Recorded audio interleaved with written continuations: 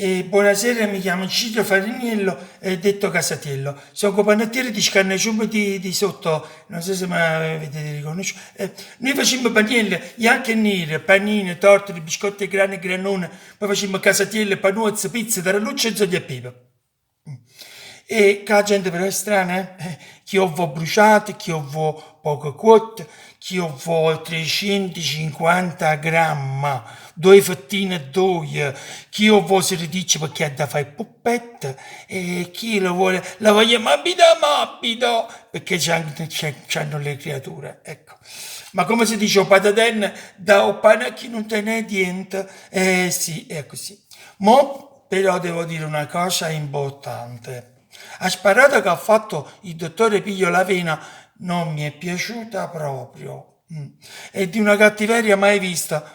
E poi hanno messo dei foglietti azzeccati sopra il portoncino, affamatore di popolo. Ma quando si è vista mai una cosa del genere? O poi uno striscione in coppa cavalcavia in cui c'è scritto Sodoma e Comorra. Ma quanto mai c'è stata la camorra a Scannacium? Io non l'ho mai vista questa camorra. Secondo me sono quelli di Scannacium di sopra che hanno appeso il coso pittato lì. Ma io però sono contento di stare in casa a Scannacium di sotto, devo dire la verità, perché è meglio stare a casa soia con mangiando pane e cipolle che a stare a casa d'altro a mangiare galline e fasane. Ah, quello è sicuro.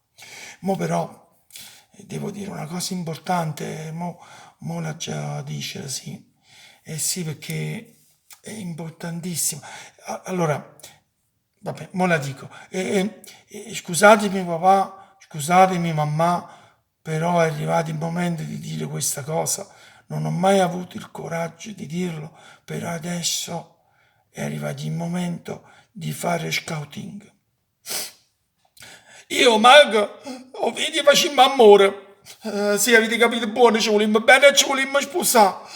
Abbiamo già fatto le carte per l'unione civilista e io me ne vado di casa.